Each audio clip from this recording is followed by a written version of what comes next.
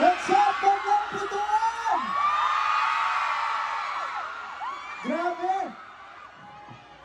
Alam niyo po,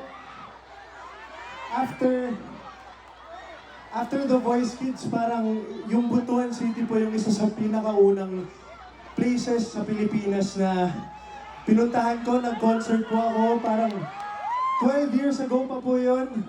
Tapos ngayon, it's so nice to be back to perform for all of you here in Butuan City. 12 years later, grabe, ang bilis ng panahon. And now, sana ay mag-enjoy po kayo sa mga kakantahin ko para sa inyong ngayon. Okay pa po ba kayo? Hello po sa mga Darinatics na nandito. Maraming salamat po. At ito naman pong susunod na kantahin ko ay isa sa mga paborito ko pong OPM classics. Isa sa paborito ko mga OPM love songs. So kung alam niyo po ito, sana ay sabayin niyo po ako. Here it is. Hindi ko naman siya